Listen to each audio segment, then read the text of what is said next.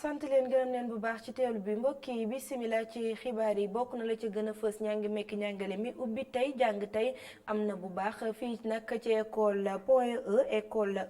1 ndongo yi nag tey xëy utali classe yi fekk fa seeni maître ñu tàmbali njàng mekk ñàngale mi loolee nag amul ca école Sam-Sam ba nekkee ca jàmm gën Sicap Mbao ba ñu xëyee nag dañoo fekk ay classe yoo xamante ne ñu ngi ci biir ndox mi ñax bekk li ni mel daal di fay fees dell waajur yi nag di artu sàkku ndimbal ci kilifa yi ngir ñu dimbali leen foofee li ñu bëgg nag mooy seeni doom dem jàngi ni seeni ñooñ leneen it lu ñu nemmeeku ci biir xibaar yi mooy ndakaaru démb benn taw bu métti ànd ak ngelaw la ñu fi gisoon boobule taw nag andi ay njeexital yi mooy ay yàqu-yàqu yu bëri ci ndakaaru gannaaw ay garab yu daanu ay fili courant yi jàllaañoo loolee la ñu nemmeeku ca VDN ba leneen it ci biir xibaar yi xeex terrorisme looloo tax nag gannaaw waa CEDEAO ba ñu dugalee lu toll ko $1 milliard ci koppar UEMOA nekk soobu nañu ci boobule xeex $800 millions la ñu ci daal di dugal nag njiitu réew yi ku ci nekk daal di taxaw ne boobule xeex kenn du la ci ëppale ñoo koy xeexal seen bopp loolay ponk yu mbokk yi bu ngeen taaxiloo ñu daal di koy faram-fàccee.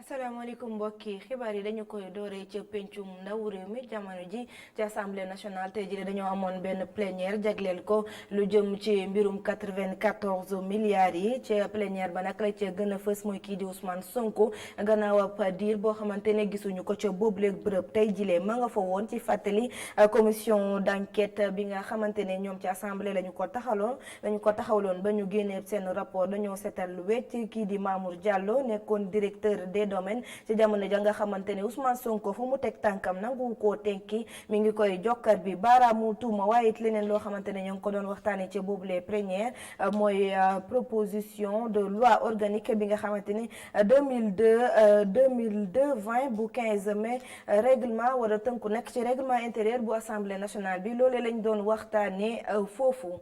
mbokk yi mi ngoog nag ni ñu ko junjee ci ndorteelu xibaar yi ubbi tey jàng tey waaw loolu tey am na fii ci point E ca daara ja nga xamante ne fa lañ xëyoon utali di point E1 boobule daara nag ndongo yi xëy na ñëw bu baax fekk fa it ñi nga xamante ni ñooy jàngalekat yi ñu leen doon xaar ci bëccëg bi tey gannaaw lii fontu ga dellu si waat nañ ca la nga xamante ne moom lañ jotoon a jàng mu Cheikh Assane Fall reportage. cawarte ak mbégte ngay gis soo seetloo bu baax ak kanamu xale yile ba ñu dugg see tey ci seen biir classe ndaw yile ñoom xam na ne dañoo jàpp ne sax ubbi teb école bi dafa ñëw ci waxtoom. kontaan naa si rentrée bi je pense que ça va bien se passer. dama kontaanoon dama bëggoon gaaw pour ñëw fii xool sama xarit ci école bi. en plus CM2 laa nekk bëggoon naa ma mun pour examen bi te bëgg naa passé pour mun dem feneen. ab contentement boo xam ne lu jaadu la sunu sukkandikoo ci kàddu waajur gile ak ndaw sile xam ne ab enseignante la ci école bile. kontaan nañu nag bu baax a baax parce que moo doon premier jour école te en général xale yi premier jour école dañuy kontaan dañuy am mbégte ki si gën ndaw moom tey moo doon premier jour école am. donc moom elle était toute excitée depuis ce matin bi mu ñëwee fii tamit mu ngi daw di dàqe fu nekk. ba ma ñëwee gis nga ñëw kontaan ñoom tamit ñu kontaan yàkkamti woon gis seen morom yi yàkkamti woon gis ñi leen di jàngal yàkkamti woon tamit dugg seen école ba pare gis nga école bi nu mel tamit bañ ñëwee kontaan te rek la ñu am. Malick Fall ñëwoon ànd ak ñaari doomam ñu ñëwoon jàng si moom jàpp na ni li surtout année scolaire bi sax moom war naa mën a dal. man sama xel dama bëgg mu dal. parce que c'est vrai que niveau état am na ay tolof toujours diggante état bi ak syndicat enseignants yi mais loolu ñun bëgguñu mu affecter suñu cadre spécifique au point bi fii donc ce qu'on va essayer de faire moom mooy liggéey ak direction bi liggéey ak corps professoral bi pour que ñu créer benn climat bu apaisé au niveau de l'école parce que ak lu ñu mënti tamit di ñaxtu il faut que ñu également privilégier le futur des enfants je pense que c'est important. su fekkee ni sax école élémentaire bi di point E1 moom mu ngi continuer di defaruwaat ngir gën a mën a am xar kanam gu yeesa jàngalekat yi ñoom ak seeni élèves ñëw nañu feesal école bi ngir dëggal la concept bile di ubbi tey jàng tey. ubbi tey jàng tey dafa mel ne foofee ca daara point E bi képp la yem ndax bu ñu xuusee dem ba ca jàmm gën la ñu fa nemmeeku nag mooy daara yi la ca ëpp ndoxu taw moom moo fa toog ba tey leneen nit loo xamante ne ma nga ca rax mooy mbalit mi ak ñax bi loolu tax nag waajur yi ñoom jamono ji ñu daal di waaru jommi amuñu fu ñuy teg seen tànk di sàkku ndimbal ci kilifa yi ndax nag suñu sañoon seeni doom mu ubbeendoo ni seeni nawle reportage bu daan ngàcc xëpp. bu fekkee école yu bari ci banlieue bi mën nañu tàmbale njàng mi ca école Sam-Sam 3 moom loolu lu mënul nekk la situation bu doy waar la fa parents d'élèves yi di dund. ubbi nañu tey comme tout le monde mais tur ubbi la ndax gisuñu élève gisuñu parents d'élèves bi ma fi toogee 8 heures ci suba ba léegi quelques 5 parents d'élèves laa gisagum inscrire guñu lu ma 10 élèves sax du CI du yeneen classes yi kenn ñëwagul. sur ay 700 et quelques élèves yi ñu daan am par année. ci fukk ak juróom-ñaari salle de classe yi juróom-benn rek ñoo ciy dox léegi am na ay at salle yi ci des yëpp ñu ngi ci ndox mi mu doon situation boo xamante ne nag créé na ay dégâts yu bari ma jëy mooy parents d'élèves. borom réew mi moo ñu ci war a jàppale quoi dimbaliñ ci ndax fii moom sonn nañ trop ndax ñun amuñu beneen école bu dul bii waaw école bii rek la ñun fi la ñuy dëkk man mii fi laa màggee ba day nii fi laa dëkk kon samay doom fi laa leen mën a indi daal ndax école bii lañ am ñun. ndax lii ndox mi nii dalay jox feebar même boo amul arab yi say tànk dina am ay feebar ndax ndox mi nekk nii moom mooy loolu. ñoom ñu nekkee fii ci jàmm gën Sicap Mbao jàpp ne nag autorités yi war nañ xalaat ci situation ndaw yi jàngee ci école Sam-Sam 3 boobule. droit la ci ñun ñu demander à l'état du Sénégal mu defaraat école Sam-Sam 3 parce que nekkul lu ñuy ñaan dafa nekk loo xam ne droit la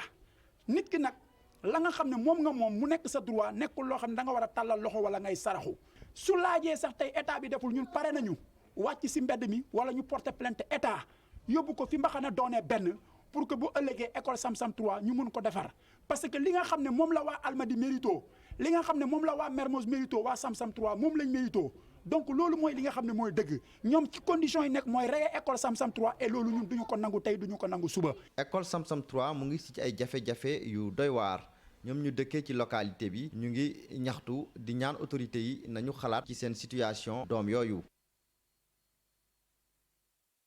mu mel ne pënn bi wureegul ba tey ci diggante nguur geek daaray privé yi ndax koppar yim leen yoreel am na lu ci des ba tey loolu tax naka ndongo ya fa nekk daal di génnoon di wane méttiitlu bi nee nañ nag na nguur gee fay koppar yi ba mu jeex a tàkk ndax ñoom dañoo bëgg a dellu ca daara ya amal ab seen njàng dellu si waat nañ it ci ndogal bi nga xamante ne nguurub Sénégal jël na ko ne bépp ndongo bu am baccalauréat dootoo demati ci daara privé yooyu ñu daal ci déglu Ibrahima Ñing moom la ñuy dénk seen kàddu. ñoom nee nañ dootuñu orienté ci privé bi mais nañu fay ñi nekk di def formation nañ leen fayal ñu yeggali bu leen neexee nag ñu jël décision ne dootuñu orienté ci privé bi mais loolu taxut ñun ñu jàpp ne université publique yi mën na contenir nombre bi parce que déjà université publique yi ñuy wooye yëpp ay universités ce ne sont pas des universités elles ne sont même pas opérationnelles université publique boo demee université du sud Sine Saloum dañu luy ay bâtiment léegi nga bëgg a jël ay étudiants nga ne leen dama leen 50 000 étudiants bacheliers yi am bac yëpp ren da nga leen bëgg a orienté foofu loolu peut-être ay rêve la quoi loolu moom c'est des décisions yi ñoom ñoo koy jël mais ñun lu ñuy exiger mooy ñi nekk ñi ñu dàq nii dañ dellu si saal yi loolu la ñuy ñu wax ci leneen nawet bi nag jeexagul ci Ndakaaru ndax démb ci guddi ab taw bu ànd ak ngelaw lu métti mu soobu woon ci bi le gox la ñu ca nemmeeku nag mooy ay garab yu daanu ay fili courant yu jaxasoo yenn yàqu-yàqu yi sax dal ci yenn wote askan wi nag tiit lool ne mbir mi bu amoon na bëccëg jee mun naa jurup jee ci réew mi reportage Mame Abdou Guèye Kassé. ci wetu caisse des dépôts et consignation nekk fii ci VDN bi. ab garab bu sempeeku ab poteau électrique bu daldi daanu depuis taw àllarba gi ba tey këru liggéeyukaay bi nit ñi mu ñu ñoo liggéey ndax ñàkkum courant. maanaam démb moom voilà taw bi indi na fi dégâts yu bëri te liggéey xat na embouteillage yu bëri na liggéey jafe instant bi poteau bi daanu na courant yi coupé loolu yëpp dafa yéexal liggéey bi daal da yéexal liggéey bi. donc gars yi war nañu gën a xoolaat ni ñuy defaree seen poteau yi ba du gaaw wadd ba pare tamit lii wóorul mën na gaañ nit comme aussi mën na yàq oto yi fii taxaw fii la ñuy gaare ak yeneen ak yeneen ak yeneen. gis nga dem ba tey ba poteau bi waddee ba tey mënuñu liggéey parce que courant yi coupé na groupe yi la ñuy dawal te groupe yi mënul xam ngeen ni mënul daw tout le temps ndax carburant moo koy dawal donc loolu yëpp dafay empêcher gars yi ñu liggéey donc pertement bu bëri la daal. dégâts taw bi mënoon na gën a yokk ci gis-gisam. instant bi poteau bi daanu na courant yi coupé loolu yëpp dafa yéexal liggéey bi daal da yéexal liggéey bi donc gars yi war nañu gën a xoolaat ni ñuy defaree seen poteau yi ba du gaaw wadd ba pare tamit lii wóorul mën na gaañ nit comme aussi mën na yàq oto yi fii taxaw fii la ñuy gaare ak yeneen ak yeneen ak yeneen. taw bi lu muy indil lu baax ci askan wi moo ëpp téeméeri junne yoon lu mu leen di jural ci ay loraange. lu ma gis mooy mbiru yàlla la parce que yàlla taw moom moo gën lépp taw moom lu mu yàq mën naa defar lu ko bu yàqee benn dana defar fukk te loolu moom ñu ñaan yàlla taw bi gën a jëm ba ci kanam rek parce que lu ñëpp doon ñaan la te ngelaw moom kenn mënu ko prévoir. Ahmed Nguer di à la traité di doxantu sëñ bi jàpp na ni du yoon saa su taw amee rek poteau électrique yi di daanu loolu sax moo tax nag muy diggal kilifa yi ñu daal di jaarale lii di fil électrique yi ci suuf si. man li ma ci xalaat mooy que fil électrique état bi daf ko war a suul dañu war a suul fil yëpp ba nga xam ni du gaañ doomu aadama ndax yàqu-yàqu ya muy fitna ya muy andi ci consommation carburant ak la muy jar fitna ya muy yóbbee doomu aadama ak bàyyi ma yi nga xam ni sax xamuñu ci dara bu ñu rombee mu laal leen wala silmaxa bi romb mu laal ko yàq àddinaam yooyu yëpp lu matam bàyyi xel la bu ko defee benn fitna dootul amati. ndorteelu nawet bi ba tey taw yu foor yi dañuy faral di ànd ak i ngelaw yi nga xam ne rek day jural ay loraange yu bëri ñii di askanu Ndakaaru ci yooyu la loraange bokk na ci jafe-jafe ci wàllu dem bi ak dikk bi. ñu wax ci leneen ñeel xeexum terrorisme ci dundu Afrique yi moo tax nag waa UEMOA daal di taxaw lu tollook ñaari téeméeri toftal juróom-ñeenti fukk ak juróom-ñeenti milliards ci suñu koppar la ñu fas yéene dugal ci boobule xeex ndaje bi nekk ki ko jiite woon bokkoon na ci njiitu réew mi Macky Sall des présidents du comité de haut niveau sur la sécurité et la paix waaye it ñoñom bu Bénin di Patrice Talon mi nga xamante ne li mu gis mooy njiitu réew yi taxaw ne xeex bi dañu koy def seen yëfu bopp. loolee day firndeel ne soobu nañ bu baax ci xeex terrorisme ngir mu daal di fiy jógee reportage Abdourahmane Ly Cheikhou Gueye. ñetti at ca ginnaaw ñii di njiitu réew yi bokk ci UEMOA dajaloo woon nañu Dakar ci ab session extraordinaire ngir tëral ab plan ngir ñoŋal jàmm ak kaaraange ci Afrique sowu jant mu bokk ci luy yokk ñàkk kaaraange ci yooyu la diwaan mu di terrorisme ñi le bokk ci boobee kuréel ak it ñenn ñu leen teewal ci boobee daje fii ca Dakar teewaat nañu Dakar bi la yoon nag ngir xool ana nan la ñuy def ngir dajale koppar ngir mën a fànq boobee mbir di terrorisme ci boobee daje sax la kii di président Macky Sall nekk itam njiitu comité buy xool lépp luy jëm ci wàllu kaaraange ak jàmm ca kuréel googu du UEMOA di xamle dajaloowu koppar bu toll ci 299 milliards ci suñu koppar te dëkk bu ci nekk bokk UEMOA am ci wàll ngir fànq lii di terrorisme. Nous sommes obligés d'agir dans l'urgence. donte ne def nañ ay jéego yu am solo jëmale ko ci wàllu jàmm ba fi mu ne nii fii ci Afrique sowu jant am na fi réew yoo xamante ne jàmm jooju néew fii te loolu mooy li nga xamante ne moo war a am ngir ak dal mën a am ci dëkk yooyu ndax fu jàmm amul dara du fa wóor ba tax na sommet extraordinaire bu CEDEAO génne na lu toll ci $1 milliard jëmale ko ci xeex ngir am jàmm UEMOA tamit génne na lu toll ci 300 milliards ci suñuy koppar ngir ñu mën a xeex ngir mën a am jàmm ci réew yu jege fii. $500 millions, soit environ 280 à 300 milliards de francs CFA. moom it mu teewoon ci boobule daje kii di njiitu réewum Bénin di Patrice Talon ngi xam leen ni lii njiitu réew yi bokk UEMOA yi taxawal lu jara bàyyi xel la. La paix, la sécurité et la stabilité politique et sociale. jàmm kaaraange ak dal lañu soxla ngir mën a am développement loolu fu mu amul développement dafa mën a am loolu tax ñun ñi nga xamante ne ñoo jiite réew yi fii ci Afrique ñu boole suñuy doole ngir mën a xeex ngir am jàmm ngir it ñu wan communauté internationale bi ngir ñun jël nañ suñuy matuwaay ngir mën a xeex lu di mel ndax fii ci Afrique dañoo yàgg toog am ñu ay solution ngir mën a xeex am jàmm fii. À notre problème de survie. muy ay lim yu jéggi dayo loolu ci ay jéye yu terroriste yi amal bu ci mujj doon bu ñu amal fële ca Mali ak limu 25 soldat yu ñu fa faat Macky Sall nag mi ngi xamle mettitam ci boobee mbir. Je voudrais dire en votre nom et au mien propre. yi naqarlu tey di ñaawlu attaque terroriste yi nga xamante ne nemmeeku nañ ko ci fan yi ba tax na ñuy jaale tey di masaw suñu dëkkandoo yi nga xamante ne ñoo féete ci Burkina Faso ak ci Mali. Le repos de l'âme des victimes, mais en priant aussi pour le prompt rétablissement des blessés. mu di ab daje bi nga xamante ne seetlu nañu fa teewaayu jëwriñ yu ñu dénk wàllub l'armée gi yu bokk ci UEMOA bi ak it jëwriñ yu ñu dénk wàllu koppar gi mu nekk ñi nga xamante ni ñoo nar a doxal mbir yi nga xamante ni d'accord nañu ci njeexitalu daje bi. jaajëfal bu baax Abdourahmane li ñu daal di wax ci wàllum koom bi ak système bancaire bu réewum Sénégal ne ma ko gi nag mooy dafa am yokkuteef téeméer boo jël juróom-ñeent fukk yu toppal benn ci la daal di yokkee ñoom la nopp ndaje ñoom ñi ngànk mbir moomee nag tey li ñu gis mooy ñu yore bor rawatina ci banque yi xayma gi ñu ngi tollook juróom benn ci téeméer ya ngay artu nag di leen woo ngir ñu ñëw fay bor ya ñu fa yoreel bu fekkente ne nag bëgguñu mbir mi daal di mujjee ci yoon bokk na ci liñ daan waxtaanee tey ci ndaje bi wàllum protection des données personnelles ni suñu banque yi di doxee waaye itam ni ñuy fexe ba suñu banque yi gën a méngoog jamono. li ñu gis mooy ne bu dee banque yi yaa ngi leen di natt ci ndax ñu ngi leble mois de juin bi génn bi balay jàll juin 2019 bu nu xoolee li nga xam ne banque yi nit ñi yoreel nañ leen ko ñu ngi toll ci ñeenti junniy milliards ak juróom-benni téeméer ak ñaar fukk ak benn ci ay milliards yoo xam ne nit ñi yoreel nañ leen ko suñu ko comparé fexe ñu xool daaw ci heure bii luñ ca toll woon gis nañ ne banque yi yokk nañ li ñuy lebal nit ñi ci at juróom benn fukki milliards 600 milliards yoo xam ne lebale atal nañ ko mu yokku ca lan leble woon. waaye itam kii di njiitu BCEAO fii ci Sénégal mu ngi xamle ni am na ay dossiers yu bëree bëri yi nga xam ne ñu ngi ci kër attekaay yi ndax ñu bëri ci ñu leboon fayuñu. dafa am problème mooy ne lu gàtt toog nañ juróom benni weer yoo xam ne ña waroon a fayuñu loolu mooy 690 milliards yi mooy ñoo xam ne juróom benni weer yoo xam ne fayuñu ci dara. bu donc départ juróom benn weer jëm ñetti at ñeenti at juróomi at yoo xam ne mi ngi ci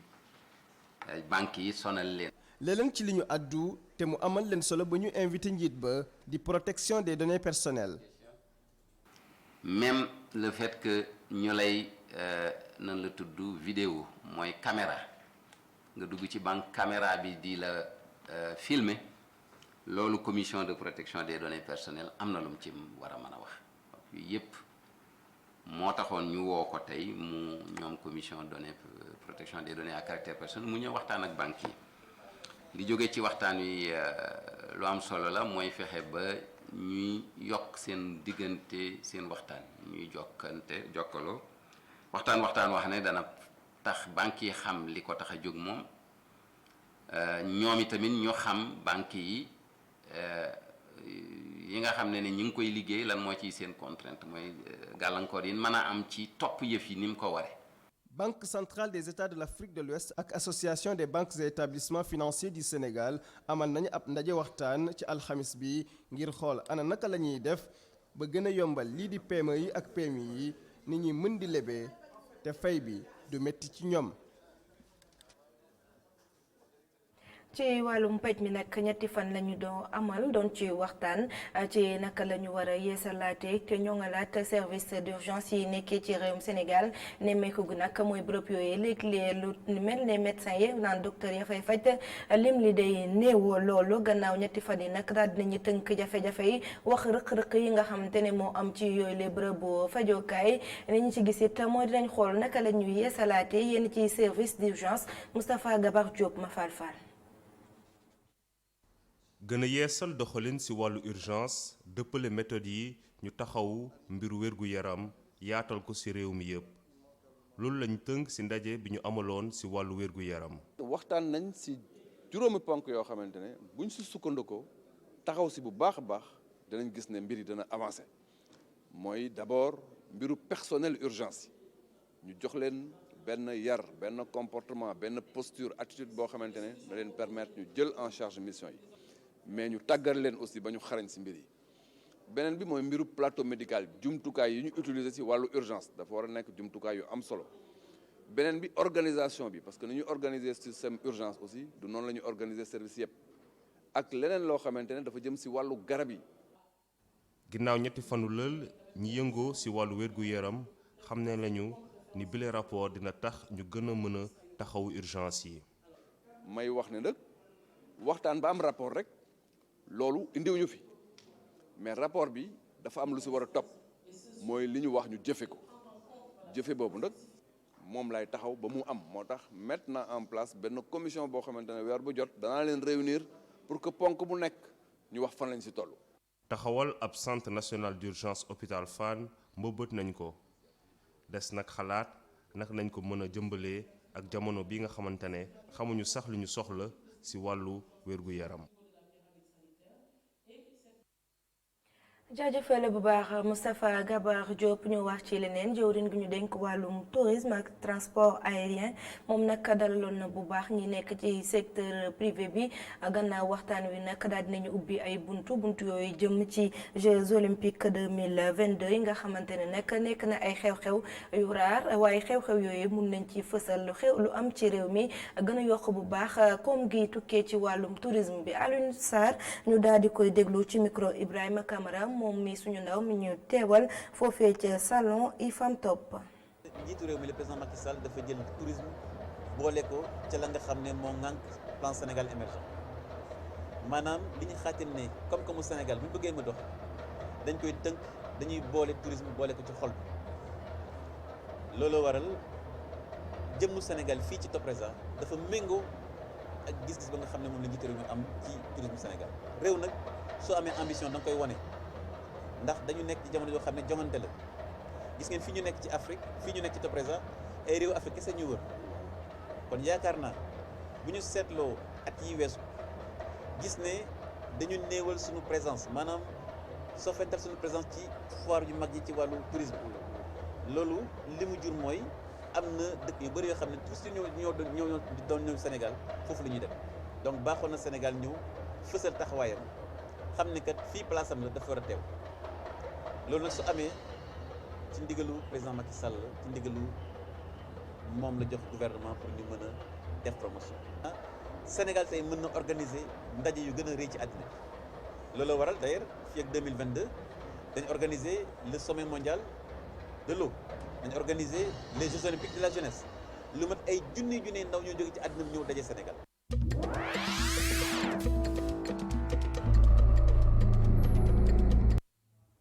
beneen ponk ci biir xibaar yi biti réew ca Burkina Faso la ñu koy daal di doore ak conseil supérieur de la communication sàkkuteef nag la ñu amal jëmale ci Canal Plus ngir mu daal di crypté ñaari chaînes yi di Novelas ak Nollywood li ñu gis nag mooy ñaari chaînes yooyu lañ koy seetaan ca dëkk ba dafa bëri te dafay am njeexital bu baax ci tout tànk yi ca jamono joojee nag ca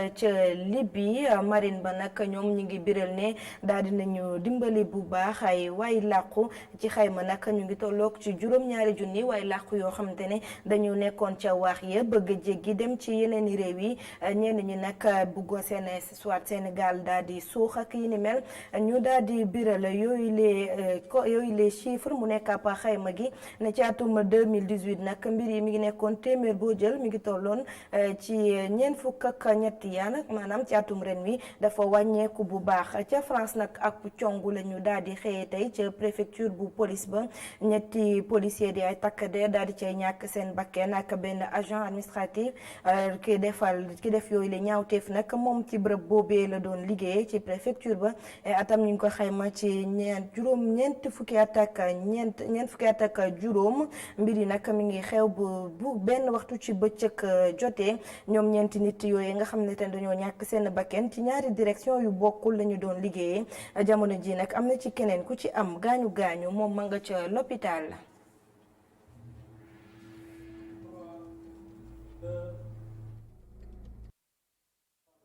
ñu wax ci leneen première édition foire artisanale dañu ko doon amal ci mim réew boobule foire nag ñu ngi li ko tax a jóg mooy li ñu dippee consommer local li ñuy béyee ci dëkk bi ñu koy jëfandikoo bu baax ci biir kër yi Papa Amady Ndaw moom mooy directeur général bu agence pour la promotion et le développement de l'artisanat ñu daal di déglu ay kàddoom.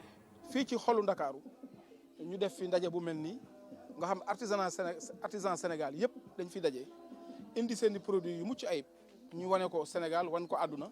ñu mën fi aussi jaay ci diggante juróomi fan ba juróom benni fan loolu nag boo gisee ñu def ko ba pare foire bi ñu defuñu ko comme foire yi daan am rek nga xam ku mu neex nga indi lu la neex mais bii dañoo fexe ba bind bataaxal yónnee ko président de chambre yi ne leen ñun produit yi lañ soxla produit yi nga xam dafa bàyyikoo ci gox bi ba pare produit yoo xam ne loxol lañ koy defaree ba xam produit yoo xam ne lépp luñ ko defaree fii la bàyyikoo ba xam produit boobu boo ko gisee nga xam ne bii gox bii la soxee ko mu nekk foire boo xam day nekk 100% Fémé 100% Sénégal mu nekk produit yoo xam à forte valeur ajoutée produit yoo xam boo koy jaay tey da ngay am njëg. mi nga ko mbokki fii la xibaaru marax yi di daal di buuree 19h45 Assane Gueye dina ñëw andi leen xibaar yi ci kàllaamay nasaraan laata loolu nag ñu bàyyi leen ak xibaar yu tukkee ko ci wàllum jaww ji ak Sofia Ba jërë ngeen jëf wasalaam.